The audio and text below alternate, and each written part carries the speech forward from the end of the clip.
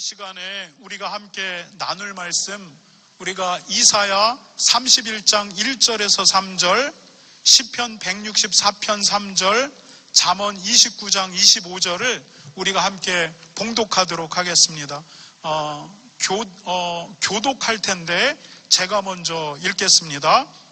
도움을 구하러 애굽으로 내려가는 자들은 화 있을진저 그들은 말을 의지하며 병거의 많음과 마병의 심히 강함을 의지하고 이스라엘의 거룩하신 이를 앙모하지 아니하며 여호와를 구하지 아니하나니.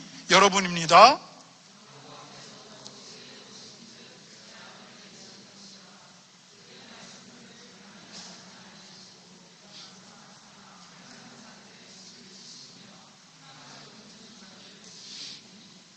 애굽은 사람이요 신이 아니며 그들의 말들은 육체요 영이 아니라 여호와께서 그의 손을 펴시면 돕는 자도 넘어지며 도움을 받는 자도 엎드려져서 다 함께 멸망하리라.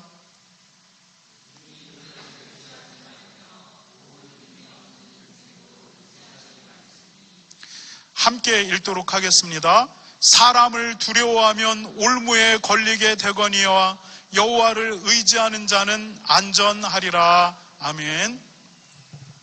여러분, 우리가 지난주, 이번 주, 다음 주에 이어서 하나님 앞에 주권을 내어드린다라는 것이 어떤 것인지 나누기를 원합니다. 세상 사람들은 인생의 결과가 사람 손에 달렸다라고 생각합니다. 사람의 능력, 사람의 노력 여하에 따라 인생의 결과가 달라진다라고 생각하는 겁니다. 그러나 성경은 인생의 결과가 사람 손에 달려있지 않고 하나님 손에서 결정된다라고 끊임없이 말하고 있습니다. 우리가 아무리 뛰어나고 우리가 아무리 노력을 한다라고 해도 하나님께서 딱 막으시면 사람의 노력이나 실력이 무의미해져 버리는 것입니다. 여러분, 인생의 최종 결정은 하나님의 손에 있다는 것을 기억하시기 바랍니다. 그래서 그리스도인은 삶의 모든 영역을 하나님의 주권 앞에 내려놓은 사람들입니다. 여러분, 그런데 그리스도인이 삶의 모든 주권을 하나님의 손에 내려놔야 되는데 여러분, 이게 잘 쉬운 게 아닙니다. 여러분, 내려놔야 되는지 아는데 내려놔지지 않습니다. 왜냐하면 내 뜻대로 하고 싶은 마음이 여전히 강하기 때문입니다. 내가 이렇게 하면 뭔가가 될 것 같은 마음이 내 안에 여전히 작동하기 때문입니다. 인생이 내 노력이나 내 실력에 의해서 바뀌어질 수 있다라고 하는 가능성을 끊임없이 붙들기 때문입니다. 그런데 하나님이 아니다. 삶은 하나님의 손에서 결정되니까 이제 내려놓고 나를 바라보라고 끊임없이 말하는 것입니다. 그럼에도 불구하고 우리는 잘 내려놔지지 않습니다. 그때 하나님이 하나님의 백성에게 행하시는 일이 있습니다. 그것은 뭐냐면 고난입니다. 하나님이 하나님의 백성에게 고난을 허락하시고 그 고난을 통해서 내 힘과 능력으로 전혀 되지 않는다는 것들을 경험하고 철저하게 하나님께 주권을 올려드리게 만듭니다. 여러분, 사도 바울은 고린도 후서 1장 8절 9절에서 이렇게 말하고 있습니다. 우리가 함께 읽어보도록 하겠습니다. 함께 읽겠습니다. 시작. 우리가 아시아에서 당한 환난을 너희가 모르기를 원하지 아니하노니 힘에 겹도록 심한 고난을 당하여 살 소망까지 끊어지고 우리의 마음에 사형선고를 받은 줄 알았으니 이는 우리로 자기를 의지하지 말고 오직 죽은 자를 다시 살리시는 하나님만 의지하게 하심이라. 사도 바울이 소아시아 지역에서 사역을 하면서 그가 겪었던 어려움에 대해서 이야기합니다. 그때 사도 바울은 나는 죽었다. 이제 내 인생은 끝났다. 살 소망이 끊어지는 정도의 환난 가운데 놓였다라고 말합니다. 그런데 사도 바울이 하나님이 왜 사도 바울에게 그 고난을 허락했냐면 사도 바울의 힘으로 사역하는 것이 아니라 온전히 하나님의 능력으로 사역해야 된다는 것을 가르치기 위해서 그 극심한 고난을 줬다라는 겁니다. 여러분, 이게 사도 바울이 소아시아 지역 사역에서 배운 배움의 결과였습니다. 사도 바울의 능력으로 되지 않는다. 하나님의 힘으로만 되어진다. 그러니까 모든 영역에서 하나님을 의지해야 된다라고 하는 겁니다. 여러분, 사도 바울은 굉장히 능력 있는 사람입니다. 구약 성경에 대해서 누구보다도 명확하게 알고 있고, 이 구약 안에 계시되어진 예수 그리스도의 복음을 말로 누구보다도 잘 설명해낼 수 있는 사람입니다. 이방의 문화, 이방의 철학에 대해서도 굉장히 능숙한 사람입니다. 그래서 사도 바울은 내가 유대인이든 이방인이든 누구든 논쟁에 있어서 예수 그리스도를 주라고 성경을 통해 논증할 수 있다라고 하는 자신감이 있었을지 모릅니다. 그런데 사도 바울이 극심한 생명이 끊어질 것 같은 고난을 당하면서, 그리고 비로소 깨닫는 것이 모든 것이 내 능력이 아니라 하나님의 능력을 의지해야만 한다라고 하는 것, 이것들을 경험했다라고 하는 것입니다. 신명기 8장 2절은 하나님이 모세를 통해 이스라엘 백성들에게 이렇게 말합니다. 우리가 한번 읽어보도록 하겠습니다. 시작. 내 하나님 여호와께서 이 40년 동안에 내게 광야의 길을 걷게 하신 것을 기억하라. 이는 너를 낮추시며 너를 시험하사 내 마음이 어떠한지 그 명령을 지키는지 지키지 않는지 알려 하심이라. 여러분, 하나님이 애굽 땅에서 열심히 살던 이스라엘 백성들을 광야로 이끌어 오십니다. 그런데 이 광야가 어떤 곳이냐? 인간의 노력과 인간의 실력이 전혀 작동하지 않는 곳입니다. 여러분, 애굽에서는 인간의 노력과 인간의 실력이 작동합니다. 열심히 무엇인가를 하면 얻을 수가 있습니다. 그리고 내가 누구보다도 뛰어난 실력을 가지면 조금 더 낮게 살아갈 수가 있습니다. 그런데 하나님이 이 이스라엘 백성들을 그 애굽에서 아무것도 없는 광야로 끌고 나오는 겁니다. 여러분, 그 광야는 인간의 노력, 인간의 실력이 전혀 작동하지 않는 땅입니다. 하나님이 만나를 주지 않으면 그들은 먹고 살 수가 없고, 하나님이 반석에서 물을 터뜨려내지 않으면 물을 마실 수가 없고, 하나님이 메추라기를 서해안에서 지중해에서 불어오는 바람으로 메추라기를 긁어 모아다 주지 않으면 그들은 고기를 먹을 수 없는 곳입니다. 그 광야는 인간의 능력, 인간의 노력이 전혀 작동하지 않는 땅입니다.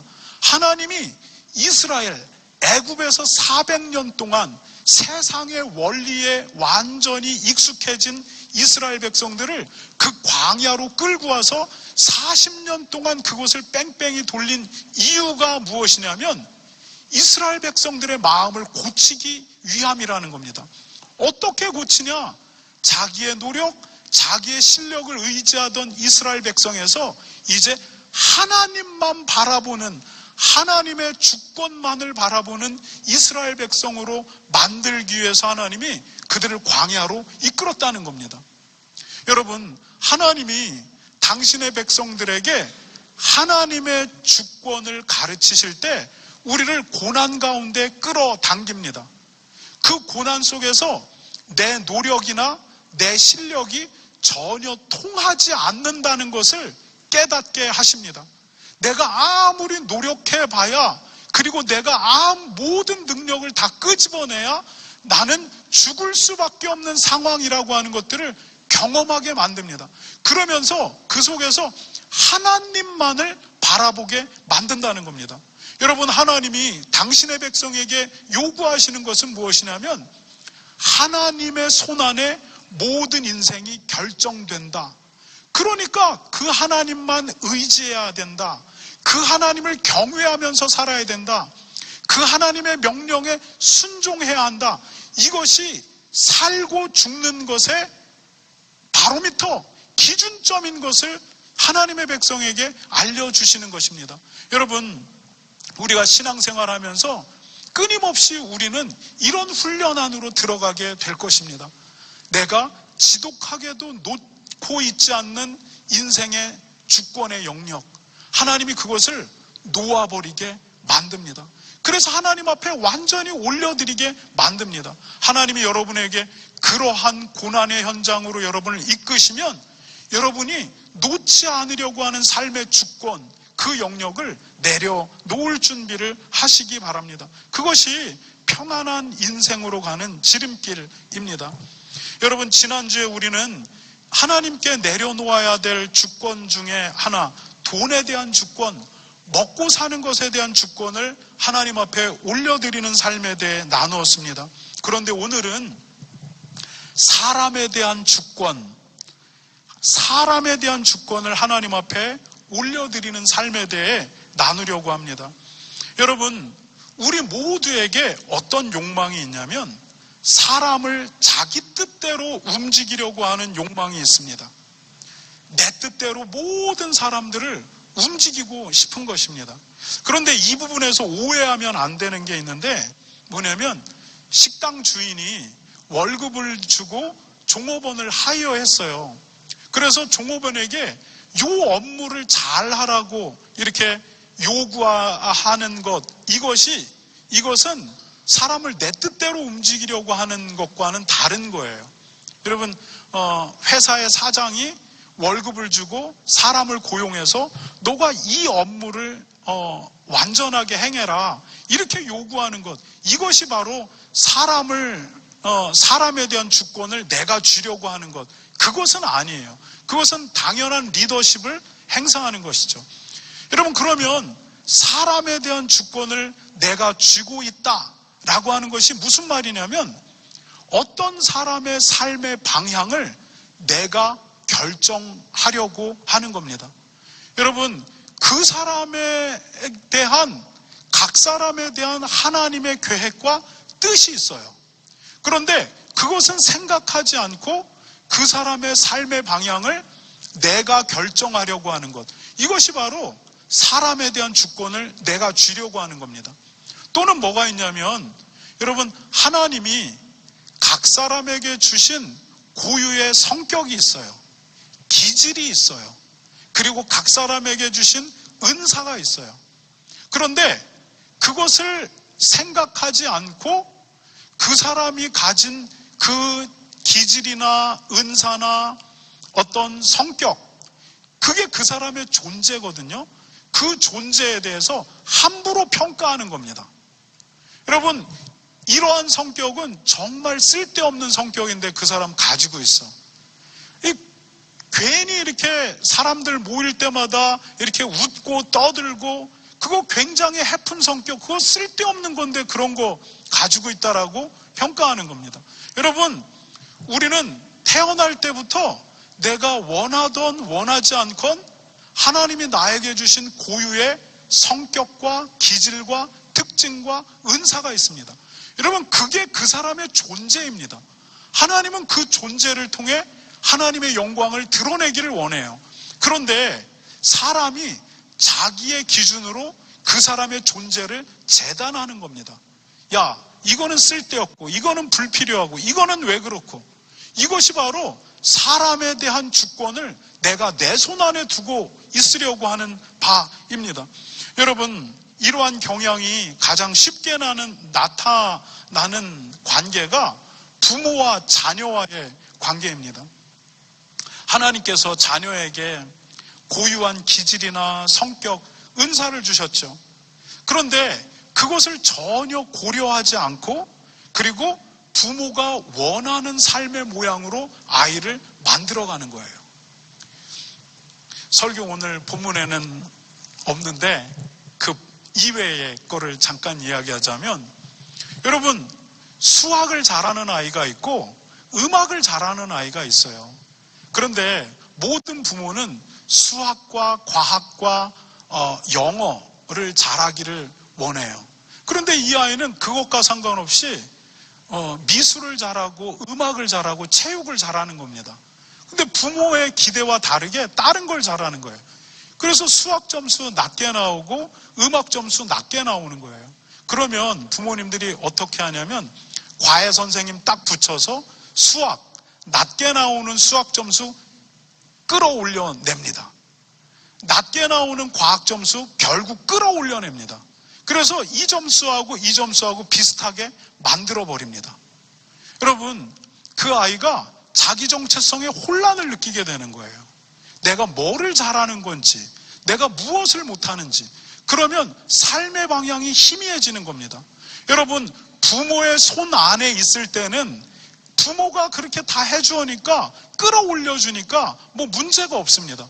그런데 부모의 손 밖으로 나가야 될 때, 사회로 나가야 될 때 이제 이쪽 부분에서 내가 분명히 뒤처지고 있는 아이인데 부모가 끌어올려가지고 이제 이쪽 세계로 그냥 가버리는 겁니다. 이때부터 문제가 일어나는 겁니다. 나는 올라오지 않는데 내가 간 이 사회가 이 능력을 자꾸만 요구하고 있는 겁니다. 이때부터 아이들의 삶이 망가지는 겁니다. 여러분, 아이들의 삶을 부모가 애매하게 만들어버리는 겁니다. 그래서 있지도 않은 삶을 살아내야 되는 그 지독한 고난의 삶을 살아내게 만드는 겁니다. 여러분, 하나님이 우리 각 사람에게 주인 고유한 은사와 기질과 성격이 있습니다. 그리고 각 사람을 향한 하나님의 계획과 뜻이 있습니다. 여러분, 우리는 그 하나님의 뜻이 무엇인지 그 사람이 발견할 수 있도록 돕는 역할을 하는 거지, 사람의 방향을 결정해주고 사람의 존재 자체를 재단해내는 사람들이 아니라는 것을 기억하시기 바랍니다. 여러분, 내 주변에 우리 자녀들뿐만 아니라 부인이나 남편이나, 저도 사실은 우리 성원이 엄마에게 성원이 엄마의 기질과 은사를 떠나서 목사라고 하는 내 기준으로 모든 것들을 이렇게 들여댈 때가 굉장히 많아요. 그래서 오는 부작용들이 굉장히 많죠. 그런데 하나님께서 사람을 내 뜻대로 움직이려고 하는 사람에 대한 주권, 이거 내려놓으라고. 그 사람을 향한 하나님의 계획과 뜻이 있으니까 내려놓으라고 말하고 있습니다. 여러분, 모세의 엄마 아빠가 갈대 상자를 만듭니다. 그리고 그 갈대 상자 안에 물이 들어오지 않게 역청을 바릅니다. 그리고 그 아이를 나일강에 떠내려 보냅니다. 여러분, 하나님의 손에 맡기는 겁니다. 모세의 엄마 아빠가 할 수 있는 것은 그 아이를 지키다가 나중에 갈대 상자를 만들어서 그 안에 물이 들어오지 않게끔 역청을 바르고 물이 이렇게 튀어 침범하지 않게 뚜껑을 덮어서 갈대 상자 안에서 나일강에 떠내려 보내는 것, 그것이 엄마 아빠가 할 수 있는 최선의 임무이고 책임입니다. 그 다음은 하나님께 맡기는 것입니다. 여러분, 그랬을 때 결국 그 갈대 상자가 주권자인 하나님의 손 안에서 바로왕의 공주에게로 도달합니다. 그리고 모세는 엄마 아빠 밑에서 가슴 졸이며 사는 것이 아니라 왕궁에서 자라나게 되고 이스라엘을 구원하는 지도자로 자라나가게 되는 것입니다. 여러분, 하나님의 주권에 사람들을 내려놓으시기 바랍니다. 여러분, 모세가 그토록 갈망하던 가나안 땅을 바로 앞에 두고 이제 자기의 리더십을 내려놓습니다. 오직 가나안을 향해서 이 40년 광야를 돌아왔는데 자기 눈앞에 보이는 가나안을 두고 모세는 이제 리더십을 이양해야 합니다.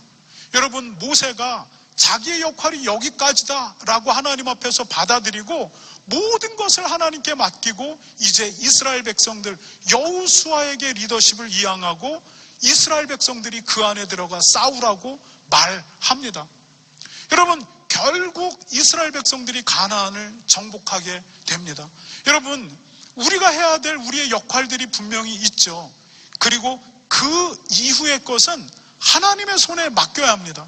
사람들의 삶의 방향을 내가 결정하면 안 되고 하나님이 그 사람에게 준 고유의 존재 가치가 있는데 그것을 함부로 내가 재단해서도 안 됩니다. 하나님의 뜻이 있고 하나님의 계획이 있는 겁니다. 그것을 하나님 앞에 올려드리는 것, 이것이 사람에 대한 주권을 하나님 앞에 올려드리는 것입니다.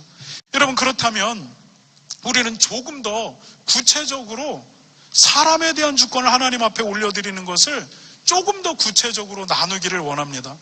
여러분, 첫 번째입니다. 우리가 함께 읽어보도록 하겠습니다. 시작. 사람을 의지하지 않는 것입니다. 여러분, 우리가 왜 사람을 우리의 뜻대로 움직이려고 합니까? 우리의 유익 때문입니다. 사실은 내가 움직이려고 하는 그 사람 자체가 아니라 결국은 본질을 따지고 들어가 보면 그 사람을 통해 내가 얻으려는 유익, 이것 때문에 사람을 내 뜻대로 움직이려고 합니다. 여러분, 결국 근본적인 동기는 뭐냐면 내가 그를 의지하고 있다는 겁니다. 내가 하나님을 의지하고 있지 않다는 것입니다. 내가 그를 의지하고 그를 통해서 내가 유익을 얻기를 바라기 때문에 결국 그는 내가 원하는 대로 움직여야 한다라고 생각하는 것입니다. 여러분, 그런 우리들에게 시편 146편 3절은 이렇게 이야기합니다. 한번 함께 읽겠습니다. 시작. 귀인들을 의지하지도 말며 도울 힘이 없는 인생도 의지하지 말지니. 잠언 29장 25절은 이렇게 말합니다. 함께 읽겠습니다. 시작. 사람을 두려워하면 올무에 걸리게 되거니와 여호와를 의지하는 자는 안전하리라. 이사야서 31장 1절 3절은 이렇게 말합니다. 한번 교독하겠습니다. 도움을 구하러 애굽으로 내려가는 자들은 화 있을진저 그들은 말을 의지하며 병거의 많음과 마병의 심히 강함을 의지하고 이스라엘의 거룩하신 이를 앙모하지 아니하며 여호와를 구하지 아니하나니. 여러분입니다. 시작.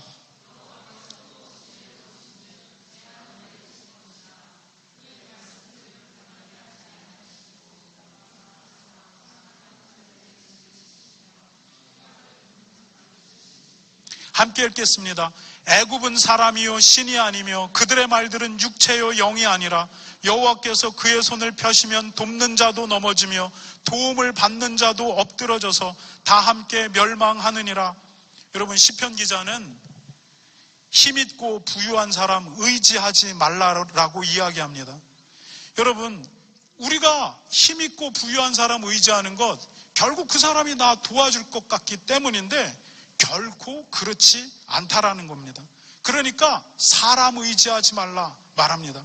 잠언은 말하기를 사람을 두려워하면 올무에 걸린다라고 말합니다. 그러나 하나님을 의지하면 안전하다 이렇게 얘기합니다. 여러분, 사람을 두려워하는 것이 저 사람이 너무 우락부락해, 그래서 무서워, 이런 두려움을 이야기하는 게 아닙니다. 뭐냐면 그 사람을 통해 내가 무슨 도움을 받으려고 하니까 이제 그 사람을 함부로 대하지 않는 겁니다. 그 사람의 비유 맞춰주고, 그리고 그 사람의 심기를 잘 파악해주고, 그래서 적정한 타이밍에 그 사람에게 도움을 받으려고 하는 겁니다. 여러분, 이것을 바로 사람을 두려워하는 것이다 라고 말합니다. 그런데 성경은 그렇게 되게 되면 반드시 올무에 걸려든다 라고 말합니다. 여러분, 사람 의식하지 말라는 겁니다. 사람에게 괜한 도움 얻어보려고 그렇게 하지 말라라는 겁니다. 결국 그 삶이 반드시 올무에 걸린다라는 겁니다. 그냥 하나님만 바라보라라고 말하고 있는 것입니다. 여러분, 이사야는 아주 재밌는 말을 합니다. 이스라엘 백성이 지금 이때에 아수르에게 공격을 받게 됩니다. 그러니까 남유다가 이제 전통적인 강국이었던 애굽의 도움을 기대하게 됩니다. 그래서 애굽의 도움을 받으면 되지 뭐, 이렇게 남유다가 생각하고 있는 겁니다. 그러나 하나님이 이스라엘에게 그 상황을 주신 이유는 뭐냐면 이스라엘이 하나님을 떠난 자기의 삶을 고치고 하나님을 의지하기 바라서 하나님이 남유다로 하여금 아수르의 위협을 계속해서 받게 하고 있다라는 것입니다. 그런데 이스라엘이 하나님의 의도와 다르게 애굽으로 내려가서 그들의 말과 그들의 병거를 동원해서 오면 된다, 이렇게 생각한다는 겁니다.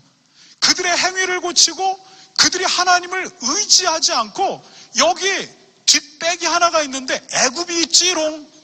그들에게 내려가면 애굽은 무조건 아수르가 북에서 남하하는 것을 애굽도 막아야 되니까 무조건 남유다를 도와주지롱. 그들은 우리에게 말을 빌려줄 것이고 병거를 빌려줄 것이지롱. 왜냐하면 아수르가 남하하면 결국은 남쪽에 있는 애굽과 강대강 부딪힐 수밖에 없기 때문에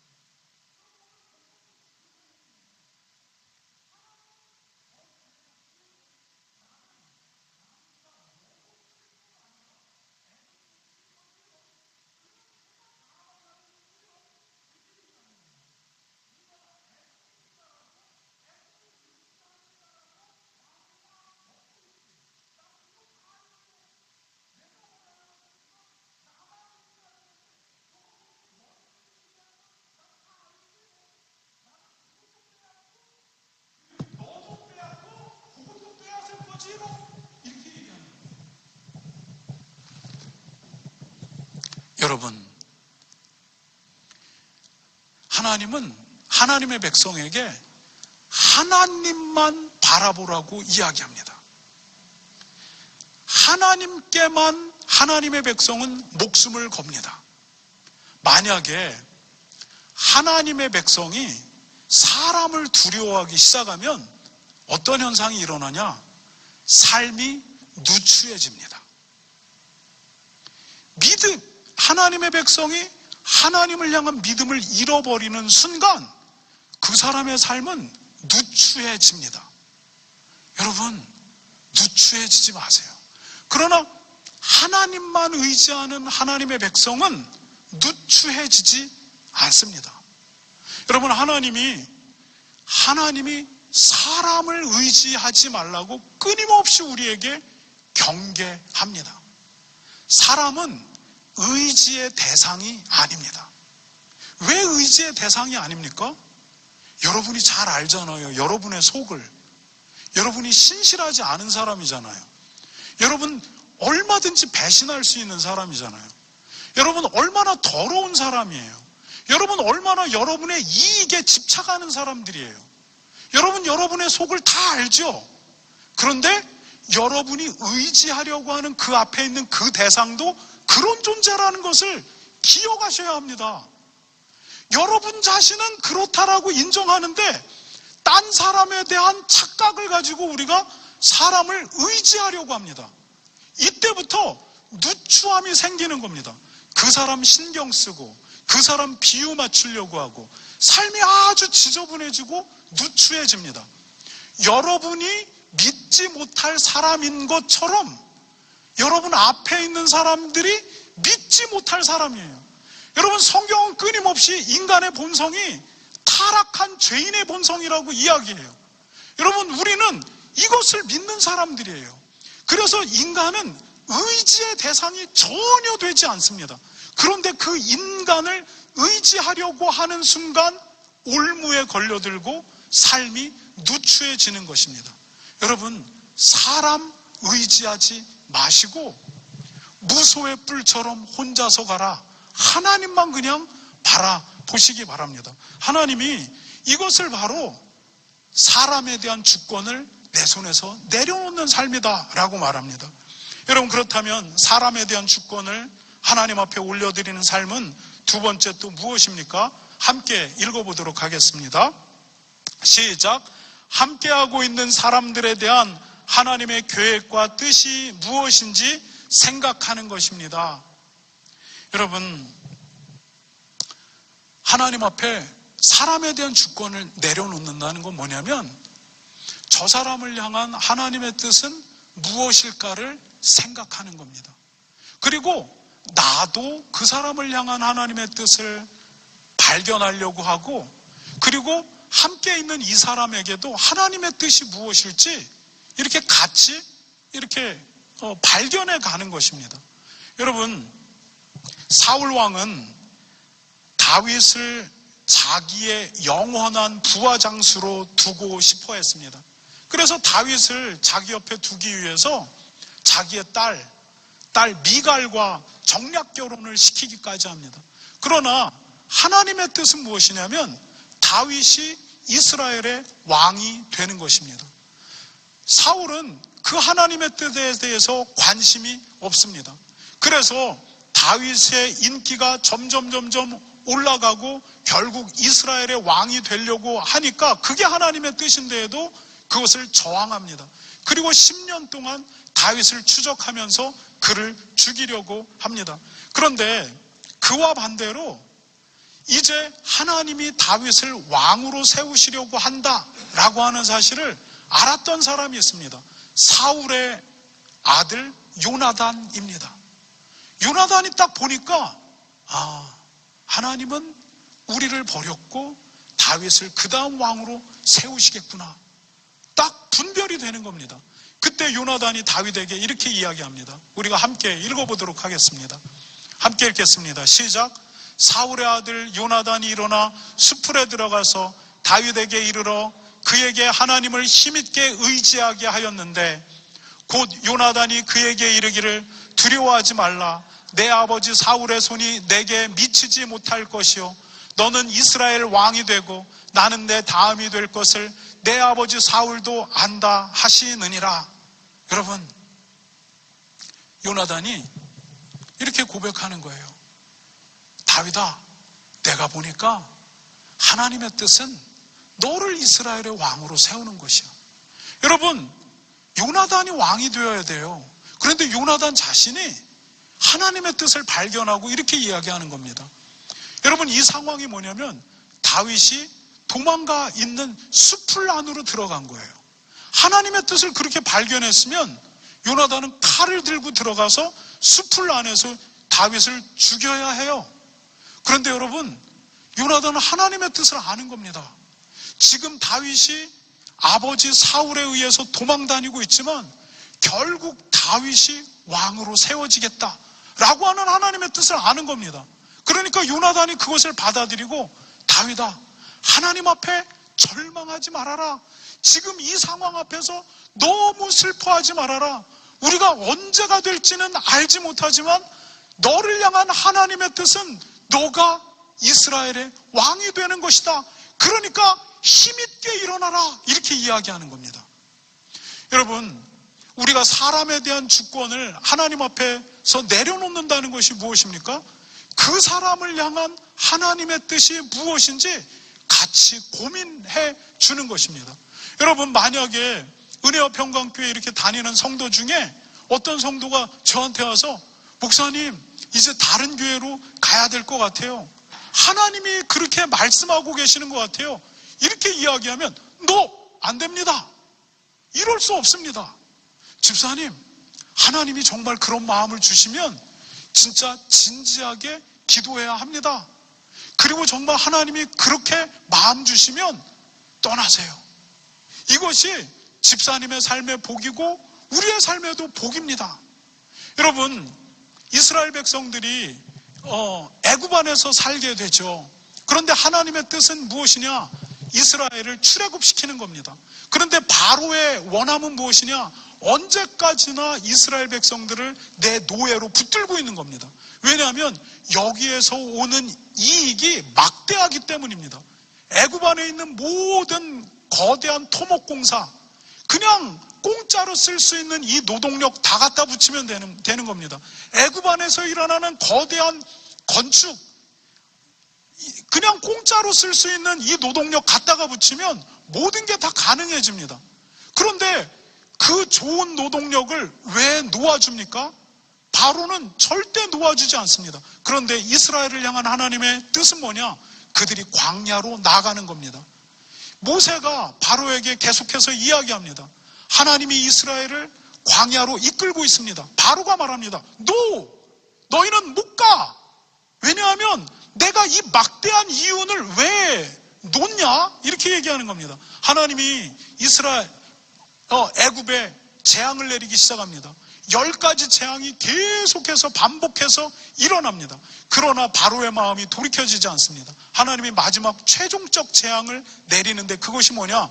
바로의 장자를 치는 겁니다. 그리고 두 번째, 바로의 장자뿐만 아니라 이스라엘 애굽 땅 안에 있는 애굽 사람들 모든 첫째 난 아들을 다 죽이는 겁니다. 그들의 아들을 죽일 뿐만 아니라 심지어 그들의 집에 있는 짐승의 첫 새끼까지 한날 한시에 다 죽여버리는 겁니다. 여러분, 결국 그 재앙이 있은 이후에 바로는 마음을 돌이키고 이스라엘을 그의 손에서 내어놓게 됩니다. 여러분, 각 사람을 향한 하나님의 계획과 뜻이 있습니다. 우리의 역할은 뭐냐면 그들을 향한 하나님의 뜻이 무엇인지 이것을 같이 고민하고 그것을 찾아가는 것입니다. 그것이 우리의 자녀이건 그것이 우리의 성도이건 아니면 내 이웃이건 친척이건 그들을 향한 하나님의 뜻은 뭘까? 그래 같이 기도해보자. 그리고 그것을 찾아가는 것, 이것이 바로 사람에 대한 주권을 하나님 앞에 내려놓는 삶입니다. 여러분, 그럼 마지막으로 사람에 대한 주권을 하나님께 맡겨 놓는 삶은 어떤 삶입니까? 함께 읽겠습니다. 시작. 악한 사람을 하나님께 올려드리는 것입니다. 다 함께 로마서 12장 19절을 읽어보도록 하겠습니다. 함께 읽겠습니다. 시작. 내 사랑하는 자들아, 너희가 친히 원수 갚지 말고 하나님의 진노하심에 맡기라. 기록되었을 때 원수 갚는 것이 내게 있으니 내가 갚으리라고 주께서 말씀하시니라. 아멘. 여러분, 우리의 삶에서 우리를 함부로 대하는 사람들 있습니다. 여러분, 기분 나쁘고 화가 나죠. 그러면 나도 내 뜻과 내 방식대로 그 사람을 다루고 싶어 합니다. 그런데 하나님이 그러지 말라라고 말합니다. 그들을 하나님의 손에 맡기라라고 말씀합니다. 원수 갚는 것이 하나님께 있으니 원수 갚는 것 하나님 앞에 올려드리라, 이렇게 이야기합니다. 여러분, 그리고 로마서 12장 20절은 그 다음에 우리가 해야 될 일들에 대해서 말합니다. 그것이 무엇입니까? 함께 읽어보도록 하겠습니다. 시작. 내 원수가 줄이거든 먹이고 목마르거든 마시게 하라. 그리함으로 내가 숯불을 그 머리에 쌓아 놓으리라. 여러분, 뭐라고 이야기하냐면 나를 힘들게 하는 사람, 괴롭게 하는 사람, 그 사람 네가 원하는 대로 그 사람 함부로 대하지 말고 차라리 그 사람들에게 선을 행해 주라라고 말하는 겁니다. 그 사람들이 줄이거든 먹이고 목마르거든 물을 마시게 하라는 겁니다. 그 행위가 뭐라고 얘기하냐면 그것이 너가 그 원수에게 그 머리에 숯불을 쌓아 올리는 것과 같다라고 말합니다. 여러분, 이 말이 무슨 말입니까? 내가 나를 힘들게 하기 때문에 나도 함부로 대하고 싶은 그 사람에게 하나님이 차라리 선을 행하면 그 자체가 그 사람 머리에 숯불을 쌓아 올린대요. 여러분, 숯불이 머리 위에 쌓아졌습니다. 한 무더기가 쌓아졌고 그 다음 두 무더기가 또 쌓아집니다. 세 무더기가 쌓아져요. 그때 동안 이 사람이 마음을 고치고 하나님 앞에 회개하면 이제 모든 것들이 없어지는 겁니다. 그런데 이것들이 그러지 않고 나는 내가 원하는 대로 안갚음해 주지 않고 도리어 내가 선을 행해 주는데도 끊임없이 나를 계속해서 괴롭히고 힘든다. 그러면 이게 숯불이 자꾸 쌓이는 거래요. 자꾸 쌓이면 이 숯불은 어느샌가 확 무너져 내리게 돼 있습니다. 여러분, 하나님이 하나님의 방법으로 그 사람들을 다룰 테니까 너가 어떻게 하려고 하지 말고 너는 차라리 선을 행해줘라, 이렇게 말하고 있는 것입니다. 여러분을 힘들게 하는 사람, 그 사람에 대한 주권도 하나님 앞에 올려드리시기 바랍니다. 여러분이 그렇게 하지 않고 내가 직접 나서게 되면 또 어떤 일이 일어나냐면 삶이 누추해지는 현상이 또 일어나게 됩니다. 하나님께 맡겨드리시기 바랍니다. 말씀을 마치겠습니다. 돈에 대한 주권뿐만 아니라 사람에 대한 주권도 하나님 앞에 내려놓으시기 바랍니다. 사람을 의지하는 마음 버리시기 바랍니다. 사람을 향한 하나님의 계획과 뜻이 무엇인지 같이 고민해 주시기 바랍니다. 나에게 악을 행하는 사람일지라도 차라리 선으로 대하고 하나님의 주권에 올려드리시기 바랍니다. 여러분, 이 시간에 기도하도록 하겠습니다.